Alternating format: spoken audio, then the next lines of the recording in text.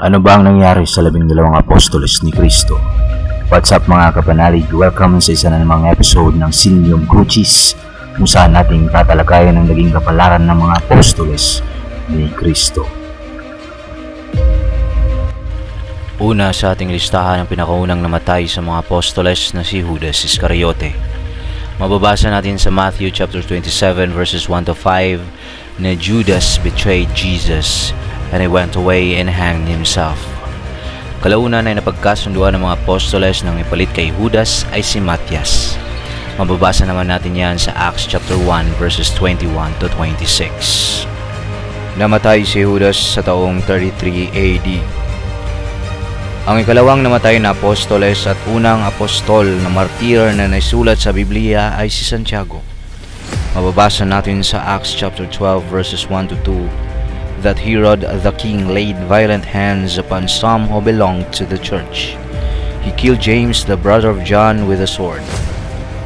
Namatay si Santiago noong 44 AD sa Jerusalem at ang kanyang labi ay nandun ngayon nakalagak sa St. James Church sa Compostela, Spain. Si Matthew naman na isa sa apat na gospel writers ay ipinako sa krus. Ang kanyang mga labi ay nilibing sa Salerno Cathedral sa bansang Italia. Pinaniniwalaan na siya ay namatay sa Ethiopia noong 53 AD. Si St. Andrew o San Andres na kapatid ni San Pedro na pinaniniwalaang itinali sa krus na Hugis X sa bansang Greece noong 60 AD.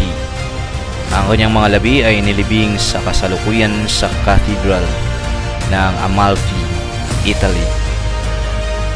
Si St. James the Less naman na siyang itinuring na sumulat ng Epistle of James sa New Testament at ang unang naging obispo ng church sa Jerusalem ay pinaniniwalaang pinagbabato hanggang sa mamatay noong 62 AD.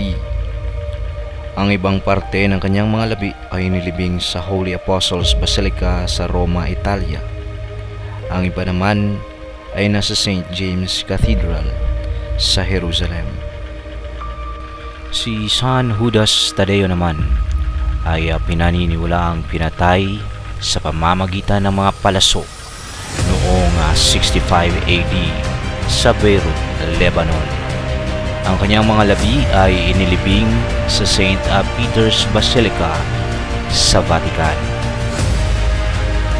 Si San Pedro na pangulo ng mga apostoles ay pinako naman ng patiwarik sa Roma noong 64 AD. Ang kanyang mga labi ay inilibing sa St. Peter's Basilica sa Vatican. Si Simon the Zealot naman ay pinaniniwalaang sinaksak sa pamamagitan ng espada noong 68 AD. Ang kanyang mga labi ay inilibing sa Altar of Crucifixion sa Vatican. Si San Bartolome ay pinako rin sa krus noong 71 AD.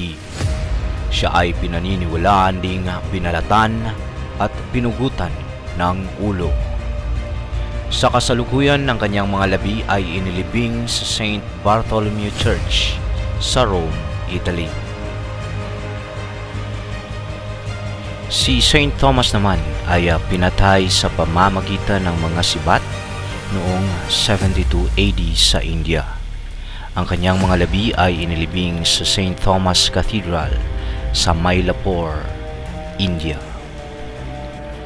Si St. Philip ay pinaniniwalaang ipinako rin sa krus ng mga sundalo noong 80 AD sa Hierapolis na ngayon ay bansang Turkey. Ang kanyang labi ay inilibing sa Church of the Giudici o sa Holy Apostles Basilica sa Rome, Italy. Si St. John the Beloved na nagsulat ng mga aklat na Ebanghelyo at ng Revelations ay ang natatanging apostol na namatay sa natural na paraan noong 90 AD. Sa kasalukuyan ng kanyang mga labi ay inilibing sa St. John Basilica sa Ephesus, Turkey. Bagamat di siya kabilang sa orinal na mga apostoles, si San Pablo ay itinuring ding apostol ng mga Hintil. Siya ay pinugutan ng ulo sa Roma noong 67 AD. Sa kasalukuyan ng kanyang mga labi ay inilibing sa St. Paul's Church, Rome, Italy. Ilan lamang ito sa maraming patunay na ang simbahang Katolika ay ang simbahang tatag ni Kristo.